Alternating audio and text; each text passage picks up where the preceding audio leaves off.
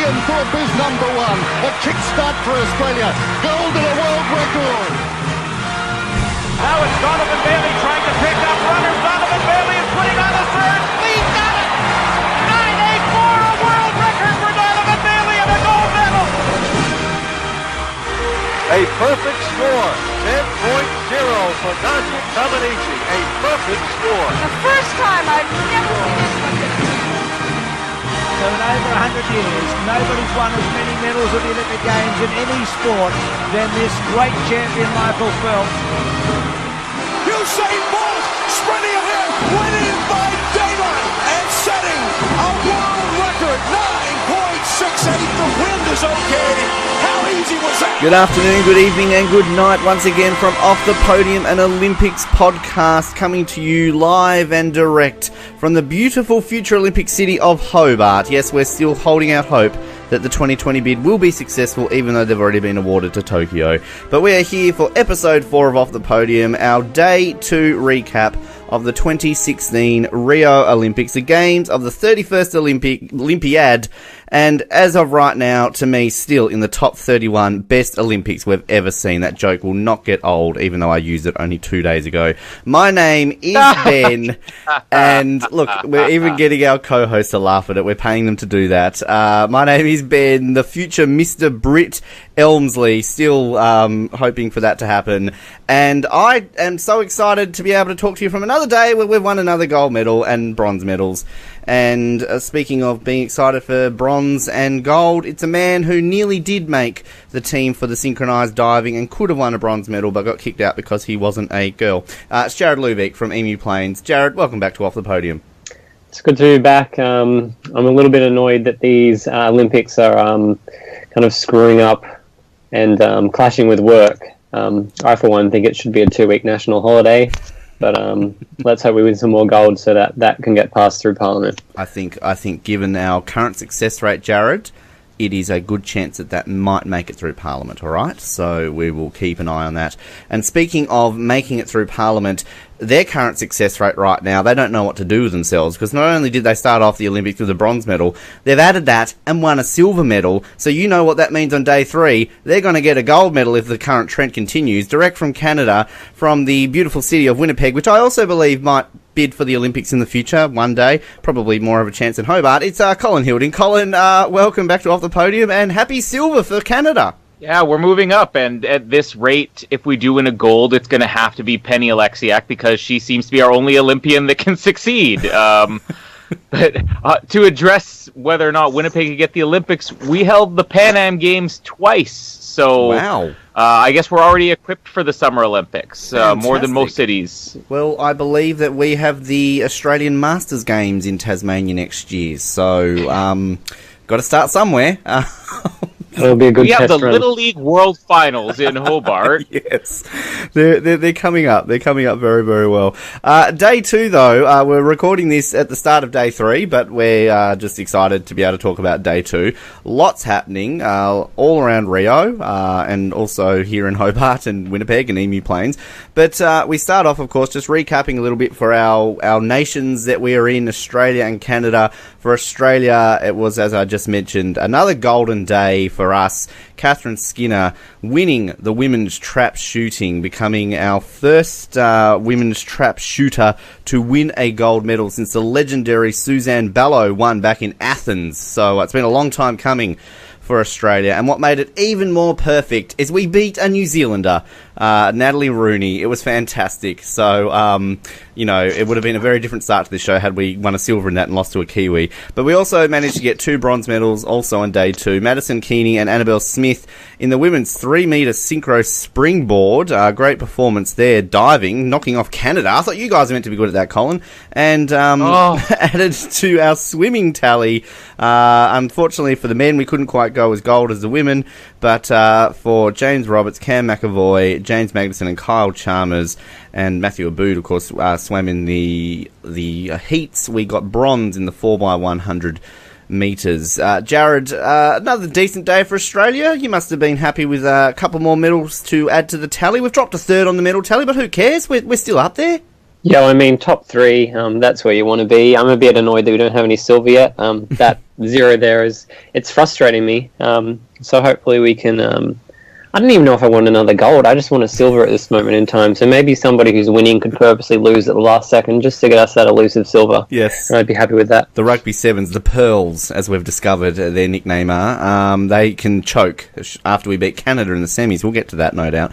But yeah, I was up watching the shooting. I don't know if you were up, Jared. It was about 4:30 in the morning that we were watching Catherine shoot for gold. Were you up? Were you awake watching that one?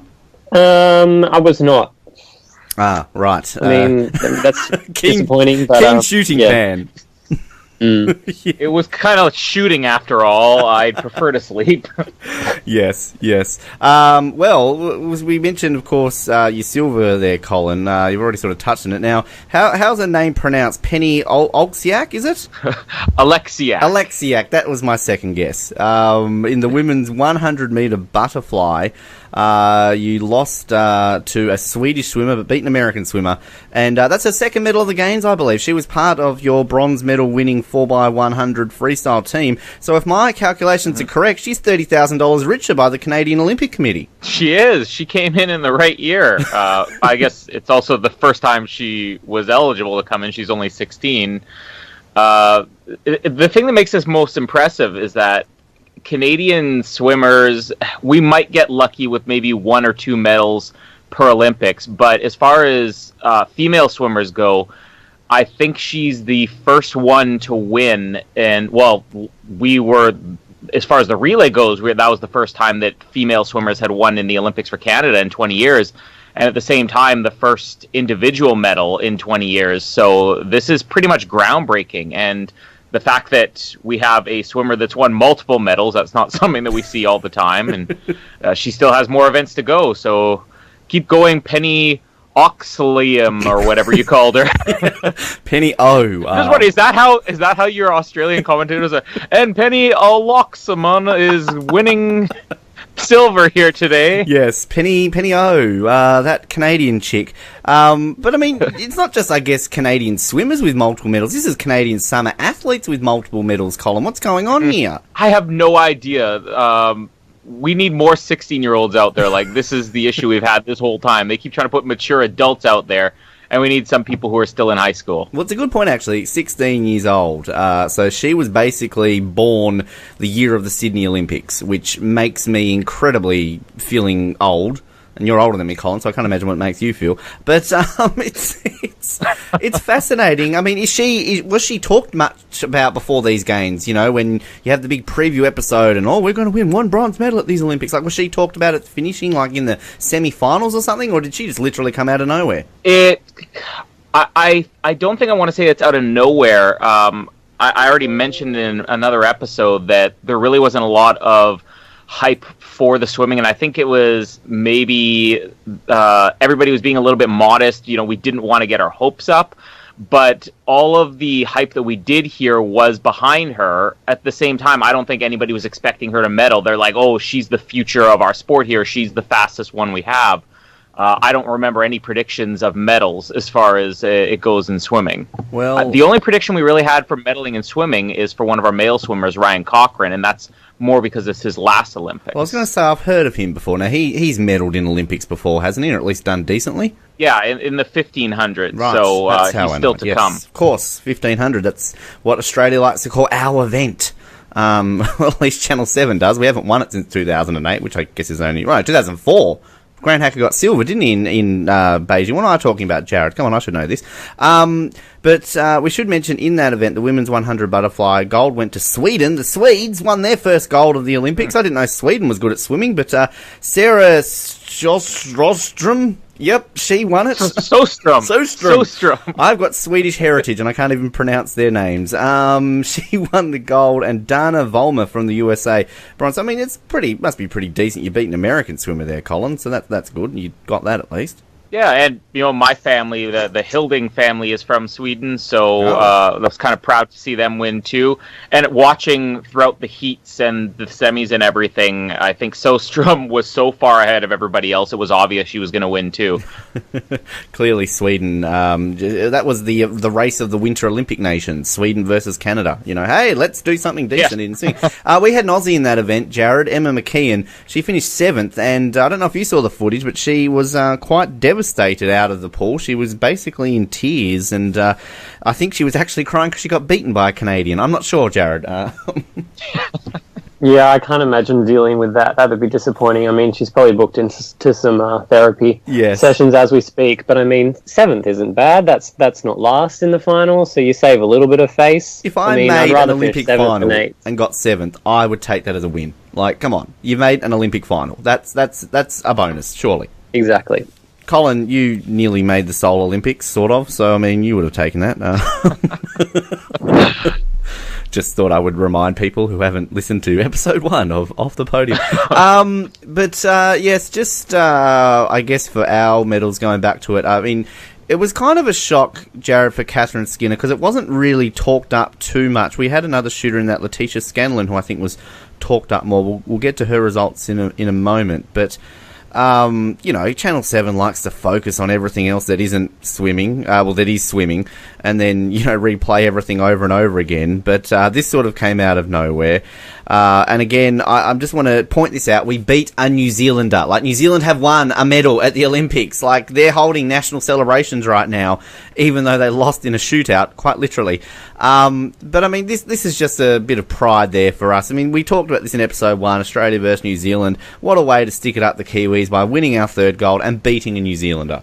Exactly. I mean, we beat them in the hockey. Arguably, they maybe should have tied that up, but we beat them there, and now we've beat them in the shooting. So bring it on. What's next? I have no idea. New Zealanders knew how to shoot. I'm not worried. I didn't even know. Oh, Brew, what's that, a gun? What do you do with it? Oh, you pull the trigger. But apparently they can. The diving, again, that was also a bit of a shock. We're pretty good at winning bronze medals in diving, though. Yeah, we do have a track record. Yeah. No, go ahead, Jared. Colin's incensed. Yeah, I'm getting ready for this one. Oh, he's I don't even know what's happening now. He's so angry that it's just silenced. Okay, I'll go on this one. I think I mentioned the day before, this is something that we were pretty much considered a lock for a medal this time. In retrospect, now looking back, I mean, one of our divers, Jennifer Abel, she had medaled in this before. The other one was new to the team, so maybe we shouldn't have been so confident we were going in. But I don't know if either of you watched this event. It was actually quite funny seeing the Australians, because going into the final round of dives, I said to my wife, I think at this point we might be able to get the silver. I don't think there's any chance of Australia catching us for the bronze. And then Australia had pretty much a perfect dive, and I'm like, all right, well, I think we can still hold them off here. And it looked like Canada had a perfect dive on this one. So much so that when they cut to the Australians, at least on our feed here, they cut to the Australians right after Canada dived, you could see them kind of awkwardly smiling, and the look on their face basically said, well, at least we got a free trip out of this. It was nice to come. And when they showed the scores, you cut back to Australia, and they still look disappointed. And the coaches are grabbing them by the heads, basically. They're like, hey, you won. And they still look like, oh, we gave it our best shot. Like, they had no clue that they won in this one. It was actually kind of a fun moment. Even though we lost in this, it was kind of fun to see Australia so surprised that they actually won in that one. What I'm particularly loving, I think, so far at these Olympics is the fact that somehow Australia and Canada are building up a little bit of a rivalry in a lot of sports here. You knocked us off in the soccer, we've knocked you off in the dive, and we've got the rugby to come later on today. So is this maybe creating something because of this podcast, that we're literally just creating this great new rivalry of Australia versus Canada? I was going to say it all starts with us. That's pretty much what sets the bar for the Olympics. So we need to be careful what we say and do on this podcast, because it could have ramifications that go all throughout Rio. Jared, are you eagerly anticipating the Tokyo 2020 showdown between Australia and Canada in, all these sports, particularly sport climbing? I'm very much looking forward to that rivalry. Yeah, I think that'll be a good one. We're obviously the medal favourites for that already. And if a Canadian wins, we'll just claim them anyway. I'm sure we'll find some way to say that they have Australian heritage. I'm looking at this actually, Colin, now that you're talking about this. Canada did, finish 4th in this, and we beat you by less than a point. So this is quite incredible, actually, to realise how this is coming about. So Canada are a bit incensed right now because they're so thrilled with the silver, but they're about to launch something against Australia. You took our bronze in the diving, you bastards. I don't even know how you speak, but whatever. Well, I think I don't want to steal your thunder here, but obviously the Chinese were going to win this no matter what. No. It was their event. The Chinese have actually set the goal that they want to sweep all 8 medals in diving, which I'm actually curious to see if it'll happen here. But Italy was another one that I really was watching this event, and I was shocked at how well they performed. And again, the thing I mentioned in a past episode I love about the Olympics is sometimes you can just get behind the story of a person. And these 2 divers, one, it was her 3rd Olympics, the other one was her 5th Olympics, and they had never medaled before. They're always held out last time, held out in 4th place just behind Canada. And this time they come away with the silver. I mean, when you're competing against China, the silver pretty much is the bronze, I guess. Well, I believe if I heard it correctly, this is their 4th consecutive time they've won this event, China, which... if they're coming into this wanting to sweep the entire field, I think they're going to do it because it's China. They win everything. So, but I have to laugh. The fact that Italy win a medal in diving. Now, fans of soccer will remember, particularly in Australia, the 2006 World Cup when it was 0-0. Jared knows where I'm going with this. 0-0 in the round of 16 against Italy. Australia were doing so well against the future world champions. And the Italian player, I don't know who it was, I don't give a shit, he dives with about 3 seconds to go on the clock, gets a penalty, knocks us out. So Italy and diving go hand in hand, and I think it's just desserts that they win a medal in the Olympics. So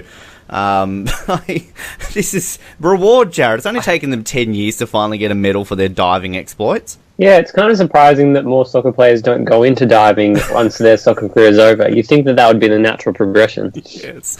Well, congratulations to Italy on their medal. We'll go over the medal winners in total very, very shortly in the medal tally, but I just want to touch on also our 4x100 metre bronze medal just for us there, Jared. I don't think we really had a snowball's chance in hell of winning gold in this one. It was between the French and the US. Obviously, a certain American won his 19th gold medal. We'll get to that, of course, later.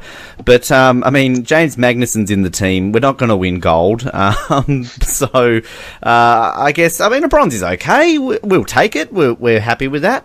Yeah, I think that's what I suppose, were aiming at on the way in. That was kind of the goal, to just medal no matter what colour, and we knew that it probably wasn't likely going to be gold. We may have been able to snag a silver and get rid of that goose's egg that's frustrating me to no end.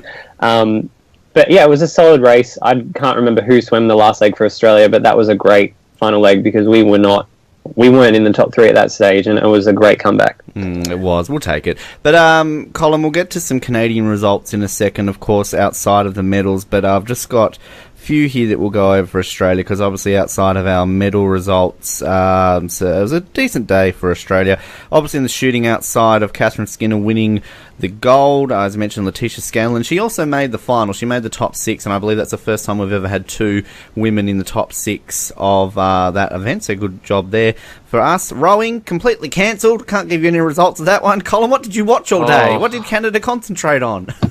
I woke up ready to watch the rowing and saw the commentators there reporting on the wave conditions, and sadly they didn't have anything else to show after a while of just waiting, so we ended up watching just random teams. I think there was basketball or volleyball or something like that. I think it was volleyball, like France against somebody, I don't even remember, and I ended up changing the channel away. So yeah, it ruined our entire schedule here. Did you have footage of a past Olympian watching the rowing getting cancelled?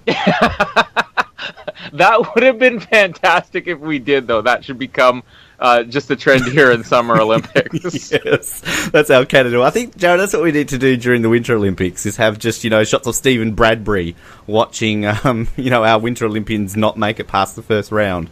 Yeah, that'd be good to watch. I'd watch that. Come on, Channel 7. That's how you can improve your coverage. Rugby Sevens. Now, I've discovered, we talked about nicknames on yesterday's show, the women's Rugby Sevens team are called the Pearls. Of course they are, Jared. We're known for pearls in Australia, aren't we? Oh, definitely. That's our number one export. Of course. We had 2 games, a 12-all tie with the USA. That was a brutal match. I don't know if you watched any of that, Jared. We had one of our players got gang tackled within 5 seconds. It was basically knocked out by an American straight away, and America really put it up to us. We walked away with a tie. In the quarterfinal, we thrashed Spain 24-0, and we're playing a certain Canadian team in the semi-finals. Jared, this is kind of one of these events that we're expected to win gold in. We're the favourites. We're the world champions. This is a lock, pretty much. But, how are you feeling confident that we can... Because if we lose to Canada in this, I can't imagine what tomorrow's show is going to be like with Colin. Yeah, I think tomorrow's show will be cancelled if we lose to Canada for technical reasons. I think we've got a good shot. I suppose I'm a little bit less confident after that tie with the US. From what I was watching beforehand, we were pretty much thrashing everybody. And that, I suppose, knocked us down a peg. But maybe that's what they needed, a draw to kind of wake themselves up and get firing on all cylinders again. Well, we hadn't had a single point conceded against us all tournament till America, and we tied that up with 5 seconds on the clock to go. Colin, did Canada know what rugby was before this Olympics? Well, if you listen to our other podcast, I think you know the answer to that. I don't listen to other ones. I just record it and just go on with my life. No, I don't. I'm not that familiar with it. But considering the amount of coverage there is on TV this time around, I think at least 2 or 3 of the TSN channels are covering it all the time. It must have become really big, and I just didn't know it. Well, if whoever wins the match will play either New Zealand or Great Britain, so we're up against the rival once we beat Canada. But you're in with the shot for a bronze. How about let's pre-plan this? We'll beat you guys, and we'll go on to beat Britain in the New Zealand. We're going to beat New Zealand. Always going to beat New Zealand, and you can knock off the mother country of Great Britain and win a bronze. A famous bronze for Canada and Rugby Sevens, Colin. There you go. Team of Dashing I don't know Heroes. if we're even going to... Yeah, I don't know if we're going to get a chance to get to the... Well, we're going to get to it because I'm going to get to it.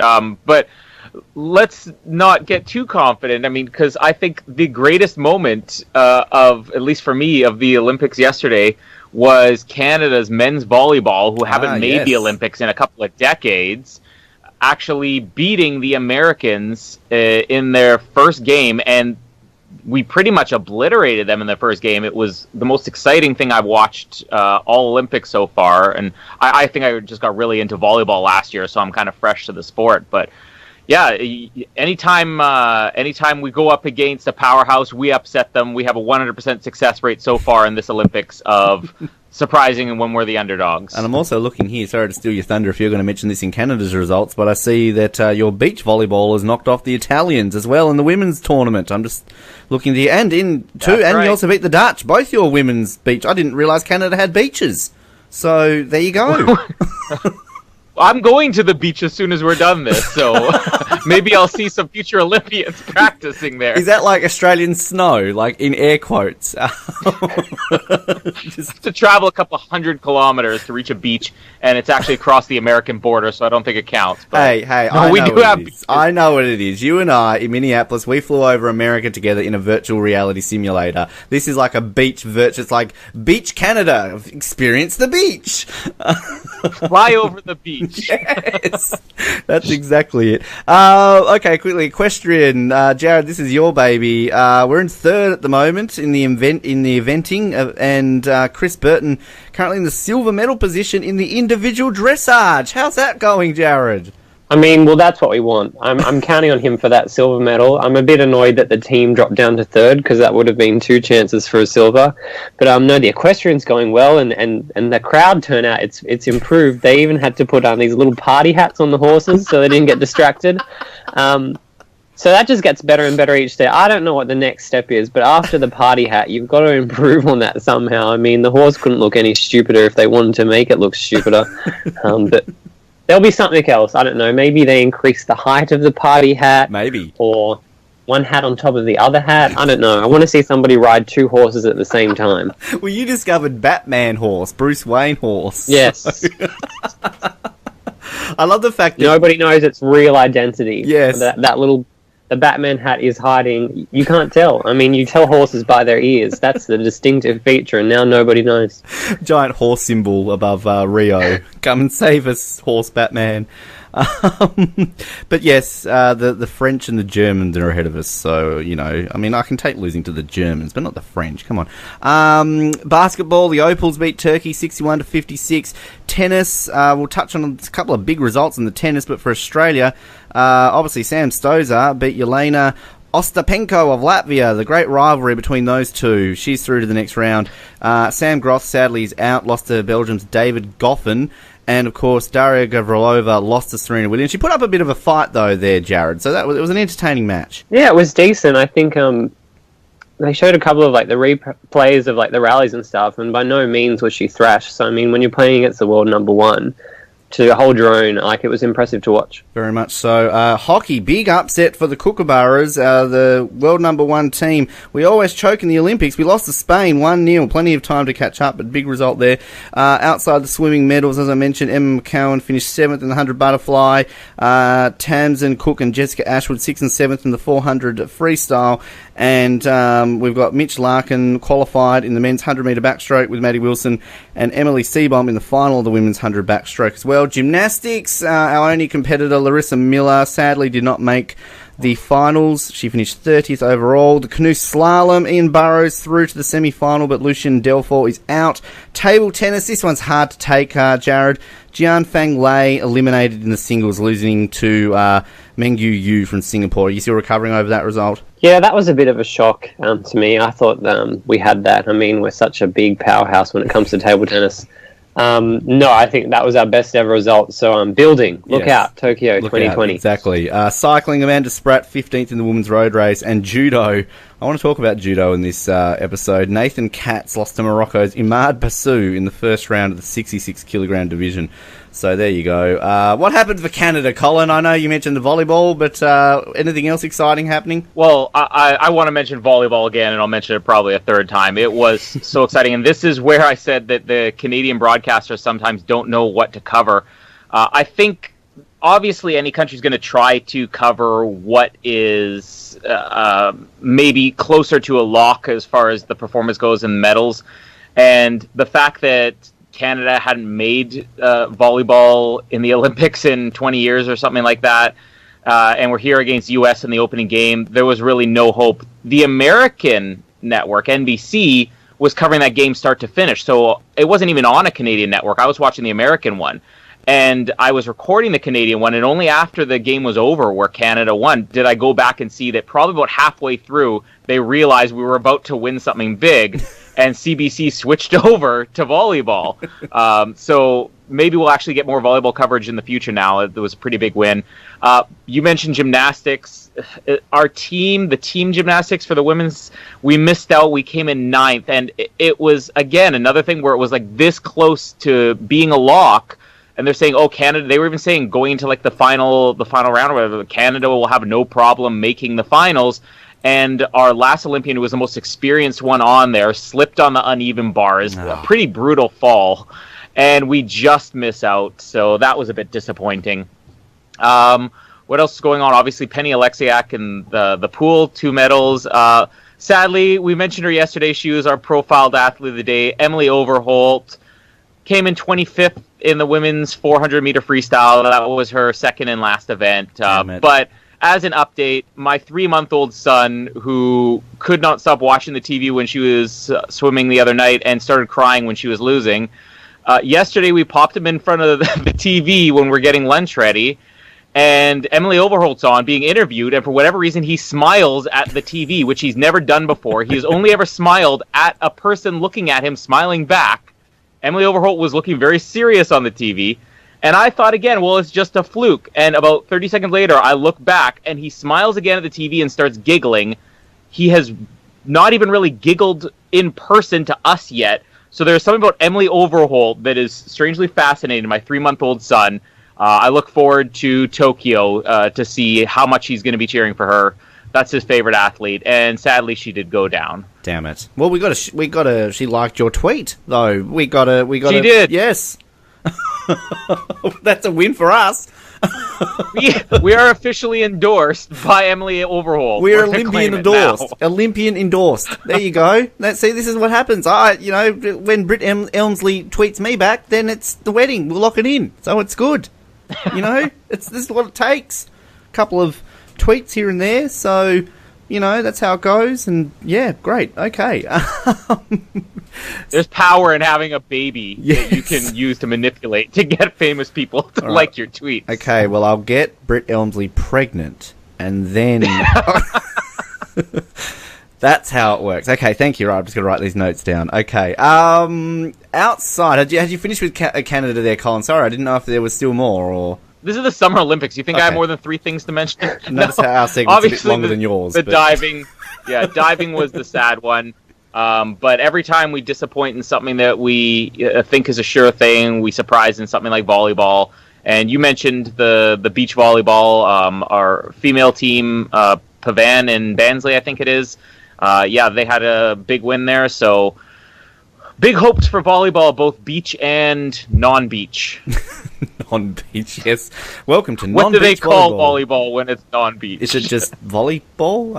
I don't volleyball, know. Okay. Yes. Just wait, 2 years' time when we're in Korea for the Winter Olympics, our segment will be a lot shorter than yours. So roles will be reversed in 2 years' time. But the gold medals decided today, yesterday, technical day 2, whatever. So just quickly going over these. Archery, the women's team, South Korea took that one out. I believe they've never lost in that event in the history of the Olympics.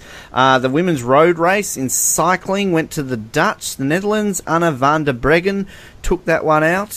Did you stay up watching all 8 hours of that one, Jared? After the big segment of Where's Richie, I couldn't really take another athlete going missing, so I decided to give that one a pass. There's actually footage, I don't know her name, but there was, I believe, another Dutch rider went completely A over T and smashed into the gutter, and I think she's broken about 3 vertebrae in her back. Poor thing, but the crash in slow motion looks amazing. Diving, we mentioned China took out the women's synchronized 3 meter. I'm not going to say their names because I'll butcher it. Fencing, the men's foil went to Daniele Garozzo of Italy, and they also won a gold in the judos. The Italians had a good day. Fabio Basile won the men's 66 kilogram. I believe, though, Colin, I'm surprised. I know you're into your judo. You lost the bronze medal match to Japan. Antoine Bouchard, I don't know if she's any relation to Eugenie. He lost to Masashi Ebenuma of Japan for bronze. So, obviously mourning another 4th place finish there for Canada. Yeah, and I think I watched judo for the first time yesterday. When I woke up, that's what was on. And it was probably an earlier match, not the bronze one, but the crowd started booing them for some reason, and I'm not quite sure of why. They don't know what's going on. They've just been given tickets. Here you go, guys. Go to the Olympics. Watch judo. Okay. I don't know what's going on. Boo! Nothing's happening. Where's Calais? Where's Giselle? I don't know what's happening. I want to talk about judo. Also, speaking of judo, Kosovo, not only did they win their first ever Olympic medal, they won their first Olympic gold medal. Mayinda Kelmendi won the women's 52 kilogram. Beat a country that never existed in the Olympics before now. Yes, exactly. All I want to take is going to win a medal soon. This is great.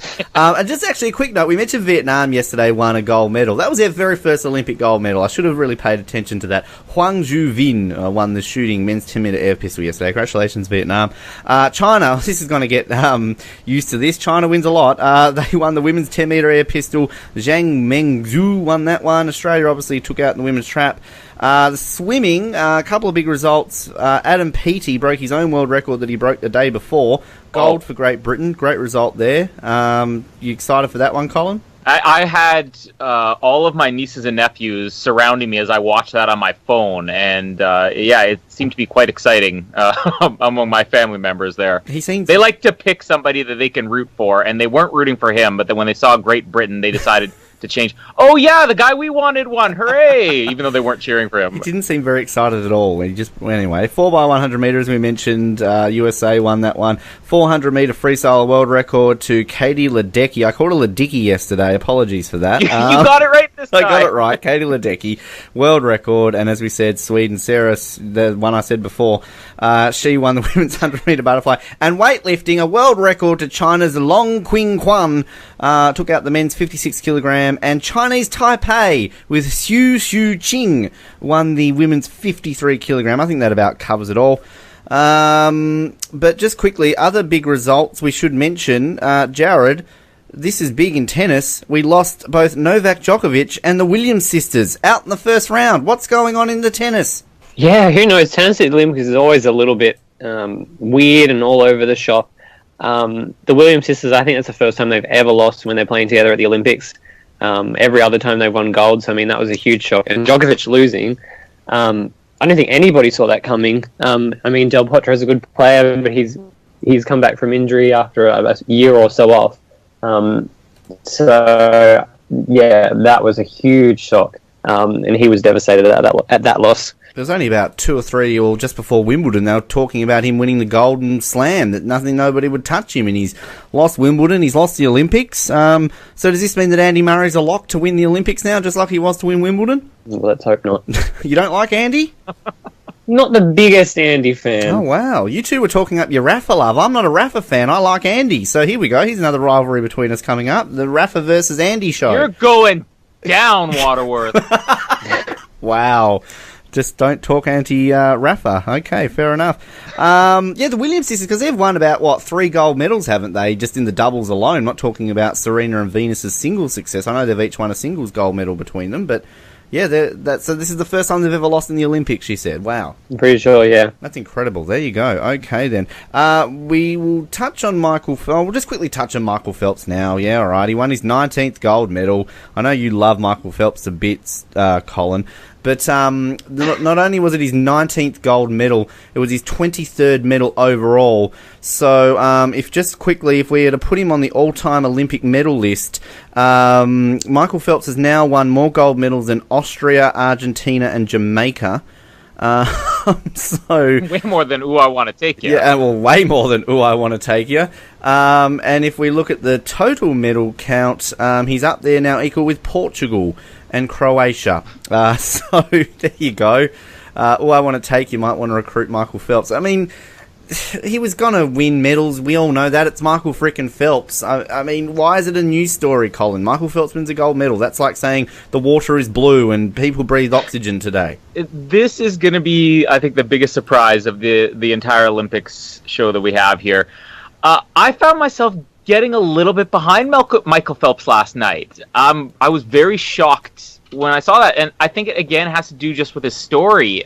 You know, I've complained that, he's, I guess, a little bit arrogant, and I know in past Olympics especially, it's pretty clear that there's really no friendship with him and his teams. That's always been a big deal with him. He's never been considered even a leader, even though he's the greatest Olympian they ever had. The other swimmers don't really look up to him or even talk to him.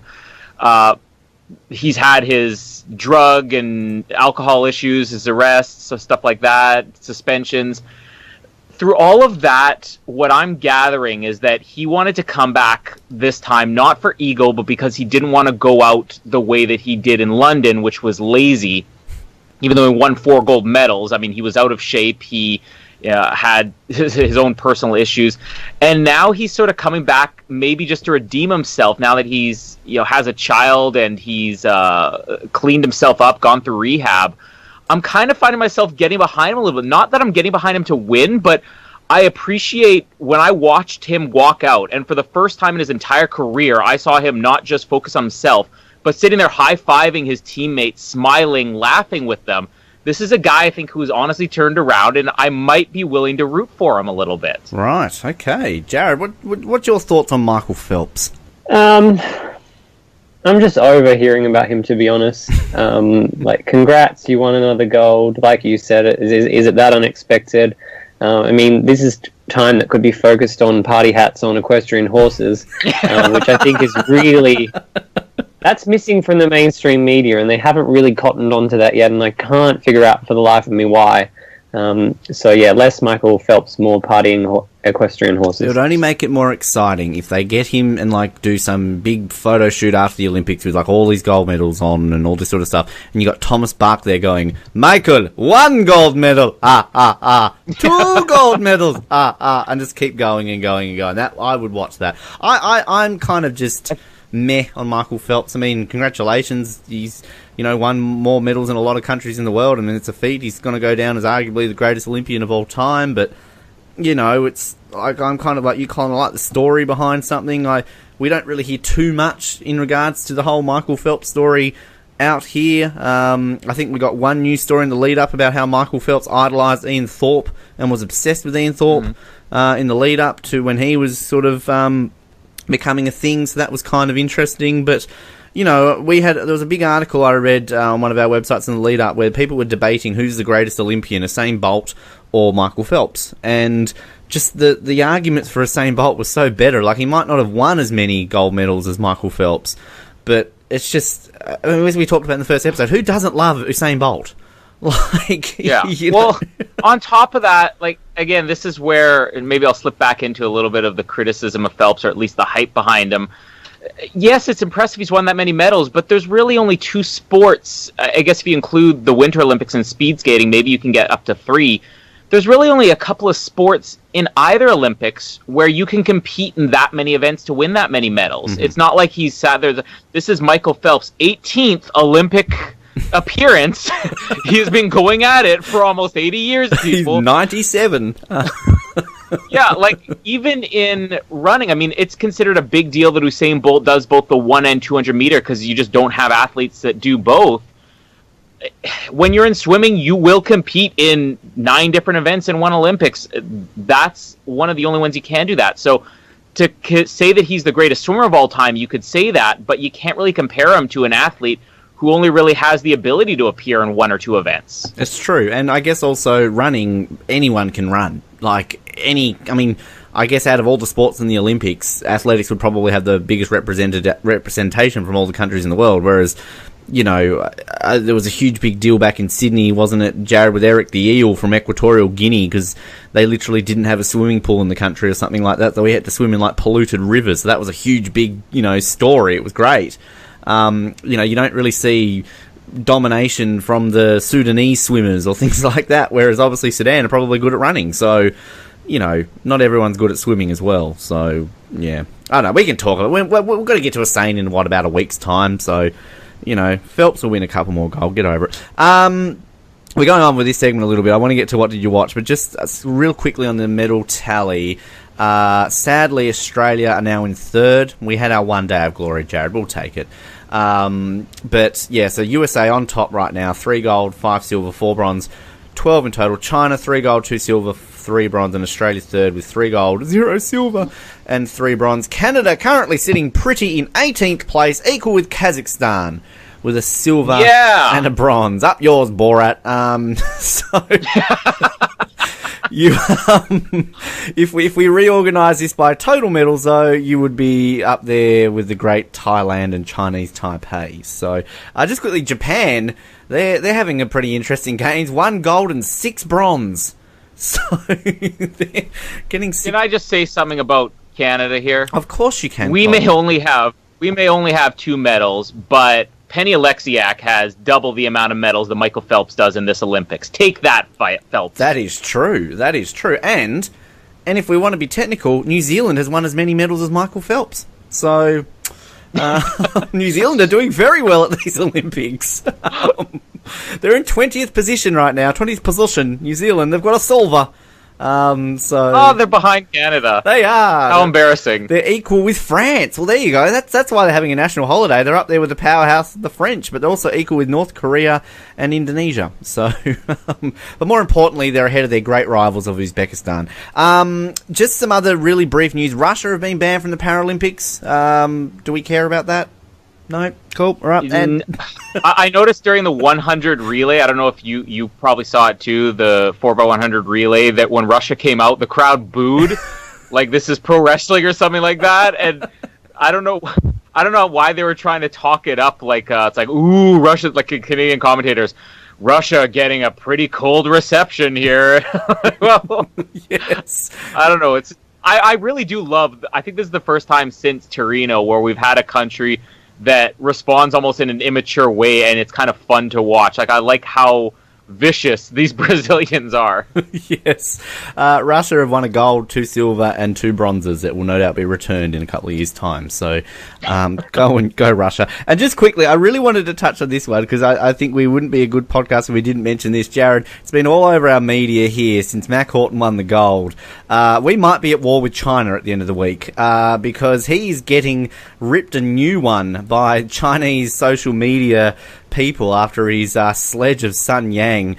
Pretty much all of his social media accounts have been taken over by Chinese, angry Chinese people, including such comments as calling the entire nation of Australia an offshore prison, and also just saying to Mac that he's a loser, a snake, ugly, and you make me sick.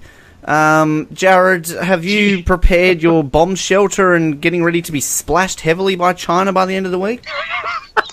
Yeah, I have invested in a raincoat and an umbrella, depending on the level of the splashing.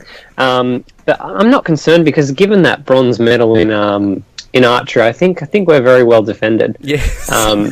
We just let the results do the talking. And gold medal in shooting. I do have to quickly say, though, it's funny. There's a British photographer called Mark Horton who has been getting abuse on Twitter, and people are confusing him with Mac Horton. So I think his photos are going to do quite well all of a sudden, because, like, oh, you're that guy. Can we change our segment of the day? Instead of sending a fan message, can we send a really angry message to Mark Horton today? Yeah. The Mark Horton angry tweet of the day. You make me sick. I hate how you call us cheats. All right, what did we watch today, folks? Jared, I'm going to start with you. What did you pay attention to on day 2? Day 2, I mean, the equestrian, that was a given. I saw a little bit of the judo, which confused me greatly. And then lots and lots of gymnastics. I mean, that was kind of Channel 7's focus was it ever? for the evening. Yes. I wasn't complaining about that. I really want to talk about judo. I really do. Because I swear that nobody knows what's going on. Even the commentators. We'll get to this after when I talk a little bit about Channel 7's commentary team. But I was watching this, and I swear even the commentators callers had no idea what was going on. The crowd had no idea what was going on. I don't even think the judo players or athletes, whatever you call them, had no idea what was going on. Colin, you said you watched a bit of the judo. Did you know what was going on? I had no clue. I was wondering why the crowd was booing them. That was what my issue was. They were booing because they thought they were meant to have tickets to the beach volleyball. This is what I paid for, boo! But, like, once I was watching this one, right, they were talking this up. This was the first match by this Antoine Bouchard from Canada. He was up against Raymond Overnew from Papua New Guinea. The great Raymond Overnew of Papua New Guinea. And, they come out and they're talking this up. This is just such an effort for this Papua New Guinean to make it to the Olympics. He's doing his nation proud. The game was over, the match, whatever you call it, was over in 43 seconds. The Canadian did whatever is an uchi mata, wins it via ippon, and, gets 100 points for it. Jared, I think we were talking about this. What the hell is an uchi mata and an ippon? Is an ippon a brand of camera? I don't know, but the thing that I just couldn't wrap my head around was the point score. You flip somebody onto their back, you get 100 points. You flip somebody onto their side, you get 1 point. What type of discrepancy is that? You could give somebody 10 points? No, 100. Yep. I mean, what's the point? It just doesn't make sense. You have to flip somebody onto their side 100 times to equal the same as flipping somebody on their back once. Well, it was the Nathan Katz match I was watching too. At one point there, he was flipped over, on his back, and then they were all like, oh no, that's it. Imad Basu's won. That's an Uchimata. Shame for Nathan.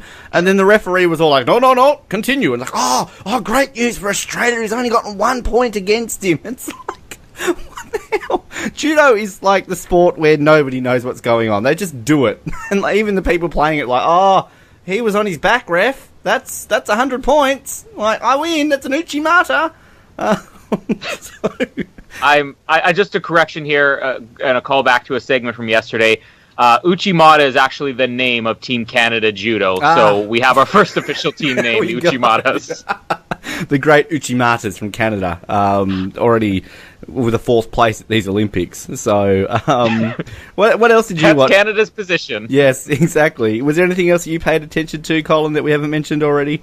Yeah, fencing. After your recommendations, I tuned into fencing for the first time since Barcelona, I think. And I don't know when it became something out of Tron Legacy, but I love the fact that their masks have flashing lights. The floor has flashing lights. Like, I just want the swords to be lightsabers all of a sudden. Like, this was amazing. I didn't realize that Tron 3 was happening. I love it. I can't wait for light cycles in Tokyo. It's one of the most fascinating things I've ever seen, and this is the difference between Barcelona and now, I guess. When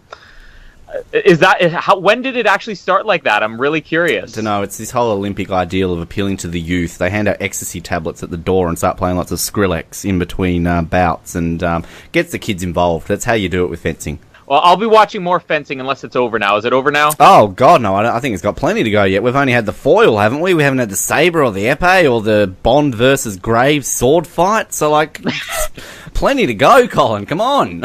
Oh, I can't wait for the lightsabers. This is going to be amazing. Another sport that I probably haven't watched since Barcelona. I keep mentioning Barcelona because that was the first Olympics, as I said, that I think I really got into as a kid. And Barcelona, come on! Ever since that archer shot the flame with an arrow, like that's the games we all remember. Oh yeah, and it was, I think, being the first Olympics that I ever really watched consistently. I probably watched every event, so there'll be a lot of times here, like weightlifting, where I'm like, first time since Barcelona. I think I may have seen some in Athens, but I was watching that. What was it, the 56 kilogram, the men's. And I had, again, nieces and nephews surrounded around my phone watching as a bunch of 130-pound Asian men were crushed underneath 350-pound weights. That was the fascinating thing about it. I think every time I've seen weightlifting in the past, it's been the larger weight class where you got these big muscular guys, and seeing these tiny, tiny men, it's really impressive when they do get it all the way up, but when they don't, and they honestly get crushed underneath it, it's kind of funny. So I'll be watching more weightlifting just to see if somebody can get crushed to death. Weightlifting is a fascinating sport. It really is. Wait till the super heavyweights come on. There's some athletes.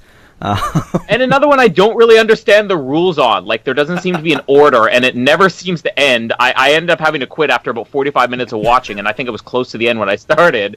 But yeah, weightlifting, I'll watch more of that. Volleyball was my big one. The diving was, I was waiting for it, and I remember as we were getting ready to eat lunch, and my son is, I don't know, flirting with Emily Overhold on TV or whatever, and I'm just like, come on, we gotta eat soon, diving's gonna start, and if I had known how disappointing it would have been, I might have been okay with just PVRing it. But volleyball, big surprise of the day, and I had to watch that live on an American channel. Maybe Canada will learn now.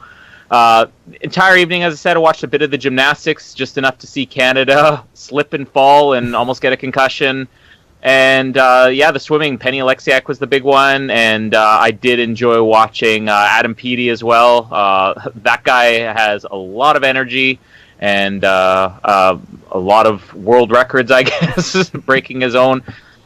Katie Ledecky, I'll talk about that really quickly. Again, another one with all my nieces and nephews around me, and I love how kids will just always find a way to cheat to win something. Because, as I said, when Adam Peaty was swimming, they were not cheering for him until they saw he won, and then that was the guy they were rooting for. With Katie Ledecky, I made the mistake going in of saying, well, look, we got a Canadian in there. Like, oh, I'm going to cheer for the Canadian. And I'm like, oh, well, Katie Ledecky, she's going to win. There's no question about it. They're like, why is she going to win? I'm like, well, because she wins everything. She has, like, all of the fastest times in this event.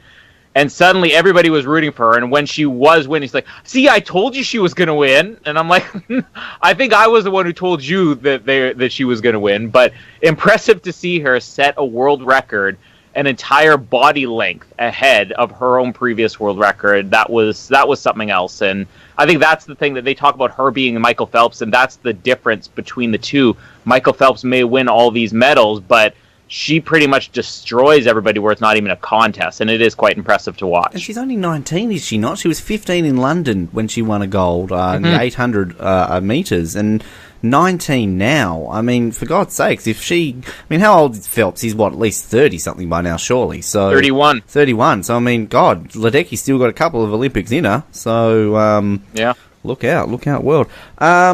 Yeah, I paid a lot of attention to the gymnastics. You know I love my gymnastics. And it was interesting. I don't know if either of you two caught the moment when the crowd started doing the Mexican wave that the PA announcer actually encouraged them to do. And so much so that the athletes had to stop and wait for it to finish because it was putting them off on their routine. So I thought that was quite interesting. And also the fact, too, that... the commentators were talking about the fact that you're not allowed to have lyrics in your music, but you're allowed to have vocals that hum, so that you can have like things like that. Well, that was very good analytical commentary by the Australian gymnastics team. We'll get to that. I also, judo. I'm loving rugby. I'm not a rugby fan. People assume Australia, we love rugby. Jared, you're in a rugby state. I don't know how you necessarily feel about rugby, but there's a big divide in Australia when it comes to where you live, whether you like rugby or Australian rules football. I sit on the Australian rules football fence and not too big on the rugby, but this rugby sevens, it's entertaining. I like it. Watch the shooting, as I mentioned. Very interesting. They keep having this no bird section where they meant to fire the trap and it doesn't work, so that the shooter has to wait and call it again. And then I want the job. I don't know if either of you saw the man in the chair with the red flag, so that whenever one of the shooters missed a target, he simply sat there and raised a red flag. Now, how do I get that job? That's the easiest job in the world. Ben, I think we were all worried when you talked about gymnastics and then you said, I want the job. We were worried where you're going to go with that. Get your mind out of the gutter, please, Colin. We're not up to Ben's wife segment yet. And the... what else did I watch? Hockey. Yes, I used to play hockey. That's field hockey, not this ice business. And the one thing that I noticed in all the sports that I watch, that there's still nobody showing up. Can somebody please go to Rio and tell people the Olympics are on? Because no one's there. No one's going. I haven't seen crowds this empty since Athens. I mean, Jared, I reckon you can get a ticket right now to the 100 metres final because, no one's going. Even better than that, I can get into the 100 metre final. Yes. You'll take Josh Clark's spot for Australia. Colin, what's going on? You're closer to Rio than we are. Can you just, drive there and go watch some events? Well, this is where it's funny because I've been wondering that too, and then I noticed that a lot of these venues are considerably bigger than the venues we've seen in past Olympics, especially the beach volleyball one. I mean, it's enormous, and maybe that's just because beach volleyball is so big there, but it's funny, though, that you can watch beach volleyball and the stands are only half full, and it sounds like, there's 40,000 people there just because they're so into it. So I think the excitement of the crowd's making up for the fact that there's a lot of empty seats. But if you look at a lot of these venues, they seat a lot more. I'm really excited to see what's going to go on. When we get to the 100 meter, they could have only a third of the people in there, and it's just going to blow the non-existent roof off the place, I guess. One of the funniest bits of commentary, which I'm jumping ahead a bit here, but in the judo, at one point the commentator turned around and said, "You can tell by the hush of the crowd that they're really into this one." There was nobody there. That's why the hush of the crowd was there. Between booing and not knowing, that was where they left. They realised they were in the wrong venue. I just thought that was funny. All right, so athlete of the day then. Did you pay particular note to anybody, Colin? I paid particular note to Penny Alexiak. That's the only name I'm going to accept today, unless you have a good, funny story to tell. Oh, well, I've got a couple here. I always got a couple ready to go. Jared, who was your horse of the day? A Batman horse, definitely. I didn't catch its real name, but I mean, you're not going to because he's in disguise. Other than that, though, I was watching the rugby sevens. Kenya was playing, and I saw possibly the worst conversion kick I've ever seen in my life. So shout out to Janet, a winner. I think there may be a spot for you on the football team. Because you do not kick a conversion along the ground last time I checked. Come and play rugby for Newcastle Knights or something like that. I have a couple. Special shout out to Oksana Chozovitina. I don't know if either of you caught this. The Uzbekistani gymnast. She's 41 years old, if you don't mind. This is her 7th Olympics.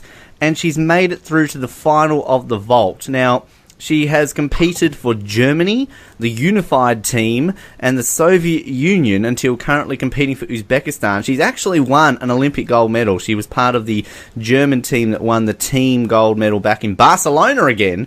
And she took the silver back in Beijing in the vault. And so she would have been like 33 at that point. So we're used to seeing gymnasts. Of course, I'm constantly having to Google to make sure they're legal age before I say they're attractive. And of course, the Chinese team. Did you have to Google this one? No, definitely not. I could tell she was of age. But I think that's great. 41 years old in gymnastics, like that is amazing achievement. I mean, I'm nowhere near 41, and I still couldn't compete in gymnastics. So, good on you, Oksana. Ashley McKenzie, now she's a British judo athlete, player, I don't know, judoan, whatever. She was eliminated. She didn't win anything, but there's actually an image doing the rounds on the internet right now. Somebody snapped her. She obviously snuck out into the corridors of the judo venue. She had to beat through all the crowds. It was very hard. But they've snapped an image of her, like, collapsed on the ground, bawling her eyes out near a wheelie bin. So, it's actually quite a sad image, but, you know, it's the Olympics. She's sad, of course. The Australian rugby, you're talking about rugby sevens, Jared. I don't know if you saw the American match, but Charlotte Caslick, who did an epic rundown of an American, I don't know what the American's called. She was an American rugby player. But out of nowhere, she sprinted down and completely tackled this chick about a metre from the line to save an absolute certain try. It was amazing. But I have to give it to Catherine Skinner for winning Golden Trap just because we weren't expecting it. And it's a gold, not a silver, Colin. So, do you know what silver is Canada's gold? Yes. Well, we haven't won a silver yet, so you're beating us in the silver. So that's something to take out of it. We are currently leading this podcast in silver. Well, that's true. Jared, here we go. We can give that to Cole. You want a silver? Ask Canada. Yeah, you think they could lend us one? We'll give them another bronze. I don't think we'd give up gold, but we've got a couple of bronze to spare. Yes. Right, so just going through here right now. We're trying to find me a wife, apparently. I'm just Oksana Chusovitina? Of course, she's up there. Well, there is actually a gymnast who could be quite up there. Anna Derek, a Croatian gymnast. Everyone Google her right now because she could possibly rival Britt Elmsley as a future wife candidate. I would happily take her to an event at the Olympics and get free tickets because nobody's there. And I had to look up this Emily Overholt a little bit more, Colin, and she seems like a nice lady. So I think this is turning into Ben's creepy segment of the Olympics. My son has spoken for Emily Overholt. I'm sorry. Right. Okay. So who's she going to choose? A 4-month-old or a 29-year-old? Emily, tweet us your answer. Anyway, look, Colin, you're married. You can't really search for a future wife. Sorry, Jared. You can join in this segment. Oh, I'll accept that challenge. Is Jamie around? Like, she can search for a husband. I don't know what your arrangements are. Jared, you can join in this segment. Have you looked for a wife yet? I have not, and I would hate to rain on your parade, so I think I might just leave this to you. That horse. That can be yours. That horse? Anyway, I want to talk about this commentary. Hold on.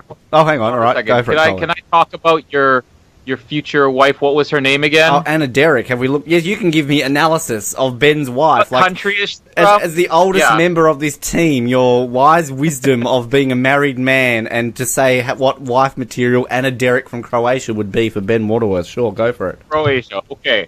Google is there. Okay. Ben, are you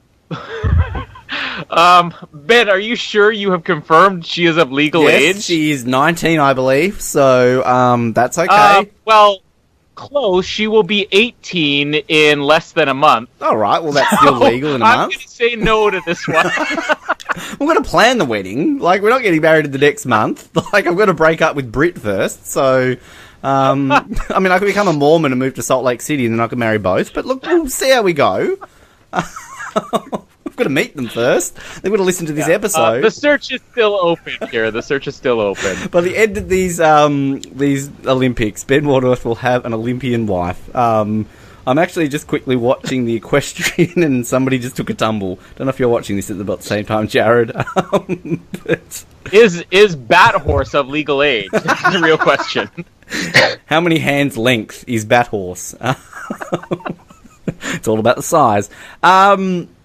Coverage. Now, we're talking about commentary, the awkward commentary moments. I've got a few today. But, Colin, update us on the Canadian experience and watching the Olympics, because by the sounds of things, talking to you off-air, it's not exactly that bad. So maybe we all need to move to Canada and watch former Olympians watch Olympic moments, because that sounds more fun than some of the stuff we're getting at the moment. Yeah, nothing too embarrassing today, other than just I would have loved for them to have played up more on the Russians getting booed. That would have been fantastic. And I still don't understand why the CBC app still has several events with no commentary.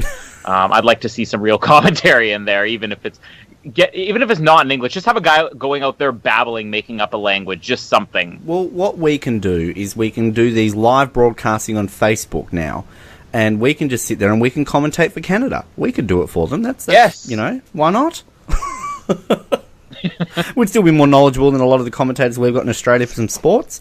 You mentioned that you can watch NBC at the same time. How is NBC's coverage? Because, we hear a lot about how they pay so much for it, and we know they've influenced start times to swimming finals in the past because of the amount of money, and they try to bribe the IOC into making America walk out later on in the opening ceremony. Is NBC's coverage actually decent? No, not really. Their primetime coverage has always been focused just on, I guess, swimming and gymnastics. That's all you get. But, we get a lot of that here. They don't really go back to other events. Their afternoon coverage is so puzzling because they will just pick one sport and show it nonstop. Like I said, the road race, the very first day of Olympic coverage, the very first event they covered was pretty much 6 hours of nonstop road race. Nothing else. On Canadian coverage, they'll cover a bit of that. They'll cut to another event. Oh, we have some breaking news here or something. It was just nonstop road race. And the fact that they do always influence the start times, and even the swimming this time, it's like the latest start time that they've had for swimming, and there's been a lot of people talking about that, probably has to do with American primetime coverage. It is so confusing that they aired their opening ceremonies an hour to an hour and a half later than the live feed, and I just don't understand why. They make such a big deal about getting it, and then they waited till 7:30 in the evening here to actually start airing it. So I don't get the American coverage at all. So this is a network that invented must-see television with Friends and Seinfeld and all that sort of stuff in the 90s, and their must-see television in the afternoon is the fucking road race. Yeah, 6 hours non-stop. Jared's all into that. Not even back and forth Dr. Phil, just non-stop. Jared's moving to America right now. If they found Richie Porte quicker than we did, then yes, I'd consider it. Channel 7 are still looking for him. They've sent Bruce McAvaney out there right now. Richie, where are you? Judo, that's why we're booing. They're like, get back to the road race. Where's Richie? That's why they're booing. Boo! Get off the mat, Judo players. Send out the search team for Richie. I believe they're actually going to start making, instead of Where's Wally in Australia, they're going to be Where's Richie books. Oh, God. And he's Tasmanian. Come on now. He's got 2 heads. Jared, you kind of were positive for Channel 7 in our first episode. You said they were the Olympic network in Australia. It feels right for the Olympics to be on Channel 7. One thing, though, that in Australia, as you would know, it's almost like a national sport every 4 years to bash the Olympic coverage of whatever network's showing it. I've written down a bunch of notes here in terms of why I think they're doing pretty shit, but I feel like you might talk them up a little bit more positively than I will, at least. What's been your take so far on the Channel 7 Olympic coverage? To be honest, I've been bitterly disappointed. The thing I think that annoys me more than anything is commentators who don't know what they're talking about. Colin's events without commentary actually sounds like a real blessing. And then the fact that you have 3 channels that you're showing the Olympics on, and then they all manage to go to an ad at the same time. Yes. And it just is so frustrating. I'm like, show something on the TV. You don't need to go to an ad on all your channels at the same time. Just have one channel if you're going to do that.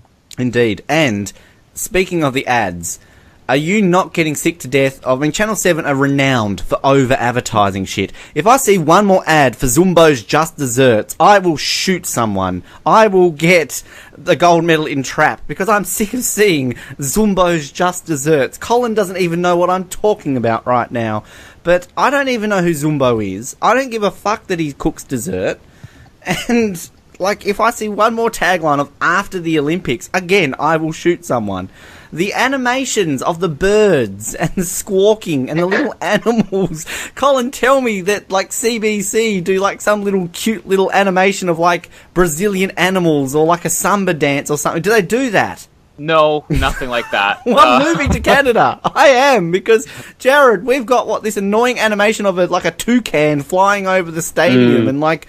And you always hear this, wah, wah, like every time they go to an ad. What is Channel 7 on? I thought they were meant to be professional with their animation. Yeah, that's pretty tragic. Yeah, that's another one. Every time you see it, you're like, oh, a nut.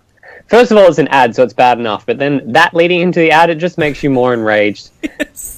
There's been a big article, big thing today. Sunrise was on this morning, the breakfast show on Channel 7. They aired Sunrise instead of showing Olympic sports.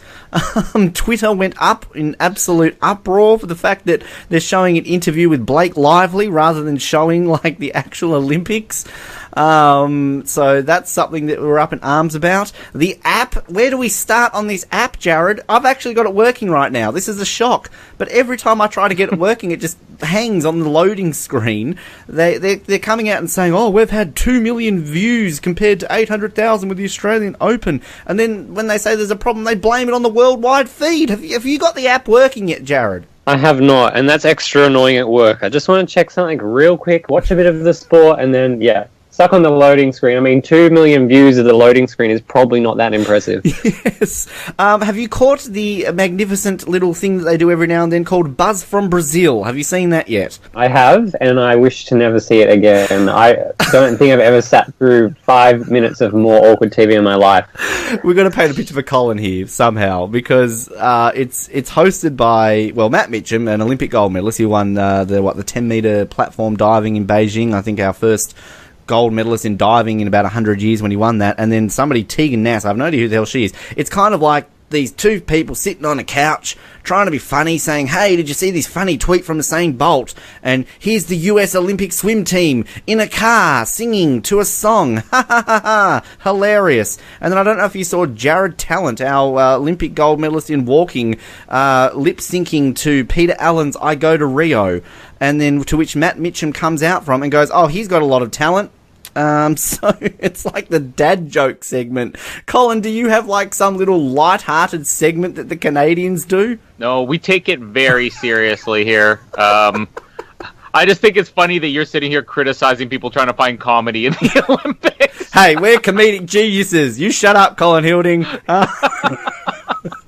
The Oz Network has been creating classic commentary and comedy since 2011. I mean, if you're going to have a segment like this, Roy and HG, now look, we shouldn't be promoting another podcast, but they're doing a podcast about the Olympics. It's about 1,000 times better than this piece of shit you're listening to right now. Listen to it. It's Roy and freaking HG, the guys who did The Dream. Everybody in Australia still talks about The Dream. Why can they not fly them out to Rio and do this, Jared? Like, what is going on? If Triple M can put them on a podcast for half an hour a day, surely Channel 7, instead of putting Matt Mitcham and whoever the fuck Tegan Nass is, get Roy and HG. Yeah, it's a national travesty. I mean, this is up there with the 0 silver medals. This is potentially a bigger issue than that. Get Bathorse onto this. Where is Bathorse? Come save the day. Bathorse would find Richie Porte. That's how good Bathorse is. Like, Bathorse should be on Buzz from Brazil, and it's not. What about Bathorse's social media account? This is the hard-hitting journalist questions that I want to know. Who is Bathorse? Who is Bathorse? And when are we going to see Bathorse versus super dressage person, Dawn of Junk? That was a bad joke. And so this is why you should listen to Roy and HG, because they don't come up with shit like that. Now, I want to go to some commentary, because you talked about the commentators not knowing anything. I was thinking exactly the same thing. I swear they just get random people who work at Channel 7 to commentate on stuff, because we had, in the judo, the commentator turned to whoever I don't even know his name. That's how I don't even know it is. He turns to the, quote, judo expert when they're trying to decide the match and says, what do those hand signals say? Now, I don't want a commentator asking the same questions as I am. Like, he should be there saying, well, that raising the hand is an uchimata. Clearly, he has won by 100 points. Like, I want them to be telling me, not asking the same questions I am. Like, next thing you got to have the commentator next to him go, oh, just hang on a minute there, Brett. I'll just Google that one for you. Colin, can we please have your events with no commentary? I want that. I'm with Jared. Yeah, just subscribe to the CBC Rio app and you'll have it. Yes, other great commentary moments. In the shooting, when they're obviously getting very excited for the fact we're about to win a gold medal, that they're basically cheering every single time that the New Zealand girl misses a shot. And then Russell Mark, who of course is a great Australian shooter, he did win a gold back in Atlanta, he turns around and says, you're hoping someone misses and you feel bad. I'm sure you don't feel bad, Russell, because we're going to win a gold medal, alright? Like, I'm cheering every time the New Zealand girl misses a shot. Don't be nice. And then the great commentary when they go, oh, a miss. Like shooting, like the shittest sport to commentate on. Oh, she's hit that target. Oh, she's missed. But I think the standout, now Jared, you've got to have noticed this. The Channel 7 interview techniques post-medal. We touched on this already with the fact that we've got our athletes wishing people were dead and calling out drug cheats. We had some more great moments from this. So Neil Kearney, he's been around for a very long time. He always goes to the Olympics at Channel 7. Gets to interview Catherine Skinner after she's won the gold medal. He turns around and goes, what did you feel when your opponent misses the targets? Catherine Skinner turns around and says, I was actually laughing at it. So she's being honest, and then she's talking up the fact like she's talking about her mum, her whole family was there. Great, Neil Kearney's mentioned that. And so he said something like, oh, what do you think your mum was thinking, Catherine? And Catherine Skinner goes, oh, I don't know what my mum was thinking. To which Neil Kearney turned, and this is said so creepily, can I just add, he says, I do, I was with her. So I don't even know what that means. Then we had the divers being interviewed about winning their bronze medal. I don't even know who the girl was interviewing her. She turns around and says to one of the divers, Annabelle Smith, she says, what are you going to do with your bronze medal? To which Annabelle Smith replies, I'll probably sleep with it. So she's picked up at the Olympics. Good job. The worst moment, though, Kylie Gillies. Now, we love her in Australia, don't we, Jared? She hosts the morning show with Larry Emder. Where's Larry? Larry should be at the Olympics, shouldn't he? He'd be good at the Olympics. Where is Larry? Let's get to the bottom of this. He's with Richie. Colin's so incensed that Larry, he doesn't no idea who Larry Emder is. Where's Larry? Anyway, so both our female diver bronze medalists, they're talking up. They love each other. They're best friends. All this sort of stuff. They cut back to the studio. Kylie Gillies says this exact phrase. They certainly are BFFs. Bronze friends forever. Now, I don't know where they come. Do they have the team from Off the Podium writing their jokes for them? I don't know. Oh, I'm going to leave it at that. Jared, seriously, what is going on with their interviews? I don't know. Yeah, every time they come on, you brace for the cringe very early on, and you know that they're just going to ask a stupid question that most of the time doesn't relate anything to the sport that they've actually competed in, and is just some stupid jab to make the athlete feel really uncomfortable and just ruin the interview.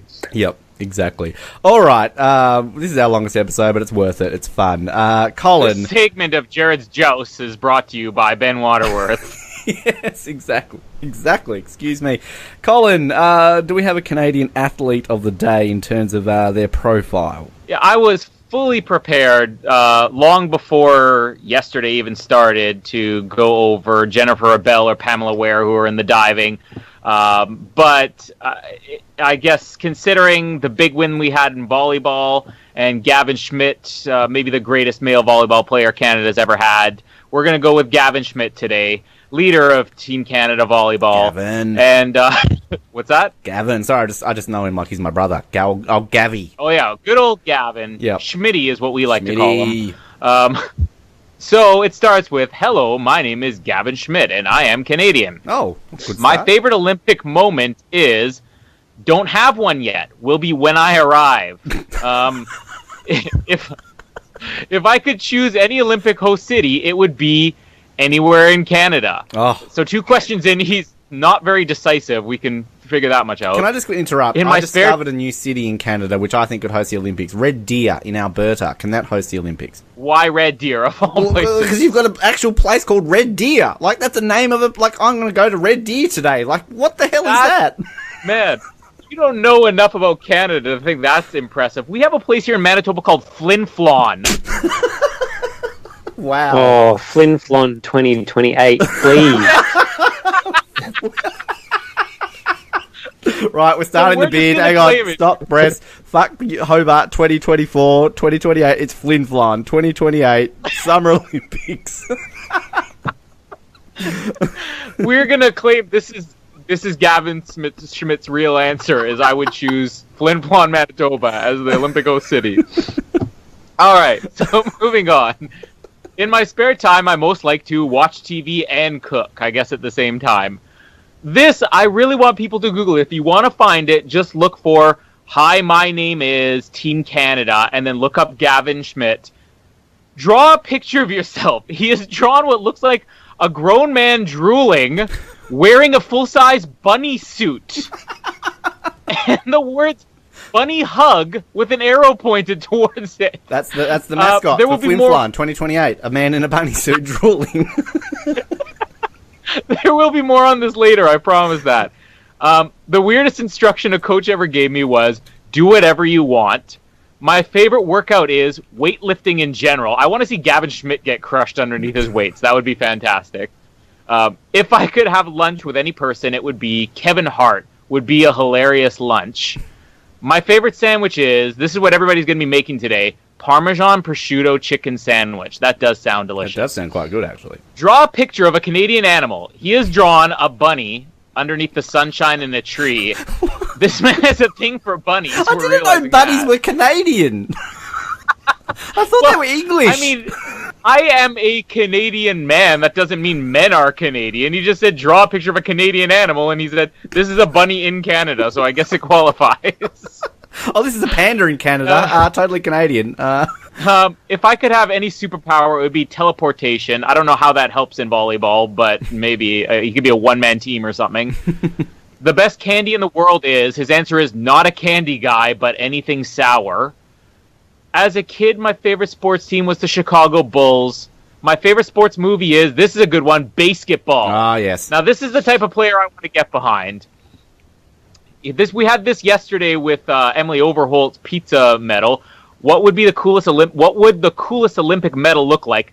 His Olympic medal is a medal with the Olympic symbols and somebody giving a thumbs up underneath it. Well, there's a medal design for Flin Flon. Give a thumbs up. Yeah, Flin Flon 2028. If I could live anywhere in the world, it would be honestly anywhere in Canada. We're gonna claim that as Flin Flon, Manitoba too. Yep. When I was little, I always thought that they were called bunny hugs. And he puts in brackets, he's referring to hoodies. Now we understand the grown man in the bunny suit. What is with the bunny A hoodie is a bunny hug. I don't know, and I've never heard anybody refer to it as a bunny hug, but he thought hoodies were called bunny hugs. Of course. So, my favorite joke to tell is any good dad joke. And this, I don't understand why they had most of the athletes do this. Write this sentence in cursive, and they put live your passion, which I guess is the catchphrase for this Olympics. So he had to write live your passion in cursive. The funny thing about this, again, Google it if you want. Hi, my name is Gavin Schmidt, Team Canada. He started writing live your passion and had to cross it out. So I'm guessing his cursive is not so good. And then he finished and corrected it properly, live your passion in cursive. Wow. Okay, his passion is bunnies. Yeah. Live your passion. He was starting to write bunnies, and then he had to cross it out. No, live your passion. I've just quickly Googled Flin Flon, just really quickly. The fact that it's named after the fictional character of Hosea Flintabity Flontaine. There's a giant statue. That opening ceremony is going to be epic. There's a giant statue of this guy on some rocks as you enter the town, apparently. Yeah. Have you been to Flin Flon? I have never been to Flin Flon, no. It's not number one on my destination chart. Until 2028. Yeah. It says here the population of 5,363 live in Manitoba and 229 in Saskatchewan. So it's right on the border. It'll be how do Manitoba and Saskatchewan get along there, Colin? Are they gonna co-share these games? We get along about as well as Australia and New Zealand, so I don't see that happening. This is great. Wow, we've started something here, right? I'm just looking here. The mayor, Cal Huntley, wasn't he on the Titanic? Didn't he have Rose stolen away from him by? Oh, that's Cal Hockley, wrong one. Anyway, okay. No, that was Josiah Flynn Tabity Floniton. Former great Olympian from the town. Fan messages from Australia, from the official Australian Olympic app. I haven't seen ours posted yet. I'm so devastated. But let's go along here. From Kathy Walker in New South Wales to Catherine Skinner, our latest gold medalist. Wow! Congratulations. That's all it says. There you go. Nick Bradley to Anna Mears. Just watched opening ceremony, followed up by off-the-record interview with Bruce McAvaney. Hello, Bruce. You're my favourite all-time athlete. You impresses on me with how you epitomizes the best qualities in what we hope from all Olympians, and the fact you consistently deliver on the world's biggest stage. You are one of the best ever athletes in the world. Great. Ben, you could admit it. You messed up because you were trying to read it because he wrote it in cursive, weren't you? Yes, there's too many bunny references. So many going on there. To Annabelle Smith from Doug, New South Wales. Great job, girls. Bronze medal. Keep it up. Go Aussie diving team. Aussie, Aussie, oi, oi, oi. Great. Okay. It's all the one saying, I hope you don't get hurt. That's just wrong. Where was the third Aussie in there? Exactly. Aussie, Aussie, oi, oi, oi. That doesn't work. I'm a little bit disgusted by that. Here's one from Mrs. Porte, Hobart, Tasmania. Where's my son? All right, that's one there. See that joke went. Kidnapping thing going on here? Oh, hang on. Here's one. Oh, hang on. This is dangerous. Somebody's trying to steal my wife away. From Journey Jean Betty Young in New South Wales to Britt Elmsley. Good job yesterday in your relay with Bronte, Kate, Emma, and you keep up the good work. Followed by 4 question marks. I don't know. Hold on. I just have to say how I read that. I heard, "Where's my son?" And I'm thinking like Mel Gibson in Ransom. And then you're like, "Oh, here's another one." You said something like, "Where is my wife?" or something like that. And I'm like, is everybody in Australia getting kidnapped over these Olympics? I'll put a hit out on anybody who talks to my wife. Give me back my wife. I know who you are. I know what you do. I will find you. Here's one from Bailey in Victoria to Paddy Mills. Hi, you are a great player. I would like to be there and watch you and support you while you play. So would all of Rio's. You actually got a fan. Okay. Jack from Victoria to Maddie Delavadova. Hi, my name is Jack, or you can call me J-Mac. Hope you win games for us. From J-Mac. Wow. Good job, J-Mac. Matty Dell, he's got to call you J-Mac. And I hope he wins games for us too. Uh-oh, hang on. Here's another one stealing my wife away. Hold on. Who was that? I need to know. Which athlete was that to? That's to Maddie Delavadova, a basketballer.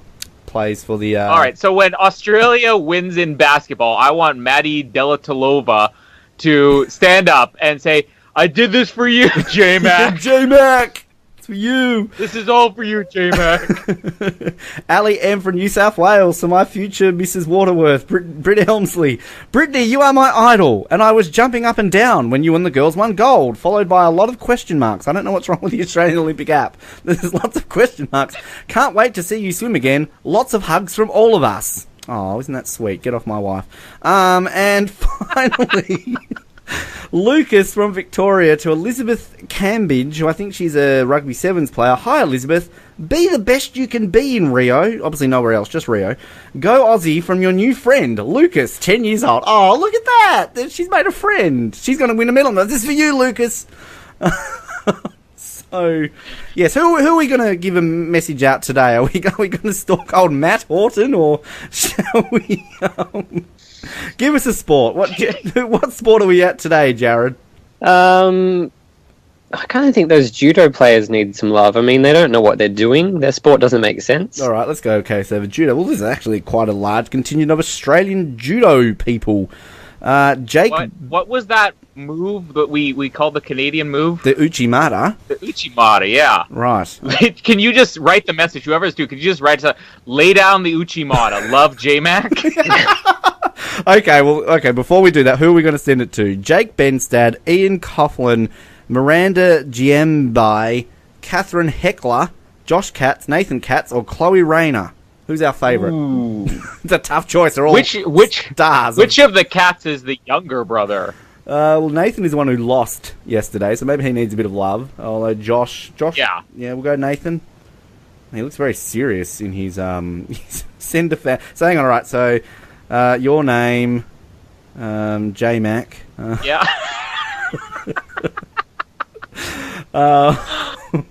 This is great again, just seriously, stop listening to us. Listen to Roy and HG. They're probably doing some commentary right now, which is funny. Is there a Canadian Olympic podcast, Colin? Or is there just a podcast of people, a former Olympian listening to a podcast? Yeah. we have old podcasters listening to Off the Podium. That's what the Canadian competition is. Donovan Bailey. Oh, that was great, eh? Yeah. Lay down an Uchi. Oh, apparently autocorrect makes that Lockie. I don't even know what Uchi... That's probably a judo term as well. Lay down an Uchimata from your new friend J-Mac. Yeah. Done. Oh, do we want to sign up for exclusive e-newsletters? No, we don't. AOC, thank you very much. Done. Nathan Katz has already been eliminated, but he will get that and be prepared for Tokyo. So, thank you for that. All right, well, looking ahead to day 3, it's already started. We're recording this on day 3. There's 14 gold medals up for grabs today. The epic gold medal of rugby sevens, which Australia will win. We're going to lose this so badly to Canada. You watch now. Swimming, we mentioned before, a couple of Aussies in there. Now, I just discovered Mitch Larkin and Emily Seabohm are actually a couple, apparently. They're both in their respective 100-metre backstroke finals. I'm nicknaming them the Backstroke Bonkers. So go the backstroke bonkers in their respective finals. So we've got a couple of Aussies in the heats of the 200 free. Bronte Barrett and Emma McKeon there. Sam Stozer is up again today, up against the great Japanese Masaki Doi. You know a lot about Masaki there, do you, Jared? Not a whole lot. Sam's lost to her before, but she's lost to just about everybody. She's lost to me once. Yeah. You never know what Sam you're going to get, so let's hope that she can hit the ball on the strings. Our Olympic record holder of the double bagel, John Millman, plays Kay Nishikori. Thank you, Ben. And Miss Balshard is up today, is she not, Colin? I think she'll win today. She's had one singles and one doubles win, so she's due to lose at some point, I figure. Speaking of losing, Caroline Wozniacki's playing today as well, so she'll be up. The Hockey Roos play the USA. I think that's happening right now as we record this match. I couldn't tell you the score because it's probably against the rights for the Olympics. I don't know. One of our great medal hopes for Australia, Jess Fox, in the canoe slalom. She won silver in London. And she's future wife material. She's a very nice looking girl. That sounds so creepy. Why have I turned into some massive creep? Go back to the Norwegian Virgins, Jared. There's a blast from the past from the Oz Network. Our water polo team loses to Hungary today. The Boomers play Serbia. And sailing starts today. Ooh, aren't we all excited for that? And only 10 days to modern pentathlon. What's going on for Canada today, Colin? Have we already talked about that? I can't remember what we've talked about in this episode. I think it's just rugby, really. I'm pretty sure there's some more diving going on today. I don't know what event it is. And yeah, I think rowing again, CBC, they usually list about 3 or 4 different Olympics in the sports in the description. And 2 days in a row, all they've shown is just rowing in the morning. And right now I'm looking at a replay of our gymnastics flop from last night. So I don't know how good the weather is right now in Rio. Well, it's just looking here, too, at the schedule here, Colin. We're only about 4 days away from trampolining beginning as well. So, yes! Rosie McLennan! It's getting closer. Wow, you might win another silver. Before we sign off, as always, our Facebook page is Off the Podium Podcast, and we're on YouTube as well. But special shout out to iTunes and just our downloads in general. We cracked over 600 downloads of episode 3 yesterday, clearly because Roy and HG didn't have an episode yesterday. So thanks to everyone who downloaded us. That managed to make us 101 on the amateur sports chart on iTunes. Thank you. And we've now reached 3 iTunes comments. I think that's enough that I can actually read them on air. Go for it. Why not? This episode hasn't gone long enough. I think we already read the first one. After taking a hiatus from Survivor Roles and no new episodes of Euros Vision, which I'm still sad about, it's nice to hear Ben back on the airways. I think that was from Catherine. Thanks, Catherine. And we got one here. Ben, Colin, and Jared have a lot of fun watching the Olympics, particularly Jared and the Bat Horse. No serious commentary, just the fun that you would have chatting with friends on the couch watching all the events. Well, that's all you need to think of us as. That's from Coloina. That's a good made-up name there, Jared. Thanks for We're putting that sorry. Ben butchers everybody's name. Yes, because when I type them in on iTunes, I can't spell them very well. Well, just think of us like we're on the couch watching the Olympics with you, and maybe we'll come over to your house and watch the Olympics with you, because we don't have anything better to do. And one here from John81. Gold, gold, gold. So good. Love hearing their take on Rio. Light-hearted and funny. Deserves a gold for their efforts. The Thomas Bach comedy is gold, and the Ooh, I Want to Take It is awesome. Bring on more. Oh, look at that. Aren't we good at making up names on our iTunes profiles? How beautiful. Thank you, everybody. But really, we'd like a silver, I suppose, instead of a gold. Well, exactly. Yeah, that's right. The gold clearly wasn't aimed at this side of the podcast. Yes, exactly. Give it to Canada. Jared, thank you again for joining us. We'll be back tomorrow, but as always, appreciate your insight, and I wish you best of luck today with finding Richie Porte. Yep, it's getting more and more difficult each day, but that's on the list of things to do. Bat Horse is probably going to be in the cross country, so I'm going to try and scope out his real identity. And Colin, as always, appreciate your time, and I look forward to seeing the progress of the Flin Flon Organising Committee of the Olympic Games, or for FOCOG, which will be set up in the next 24 hours. Let's do it in the memory of Josiah Flynn Tabity Flanagan. It's the legacy he wanted to leave us.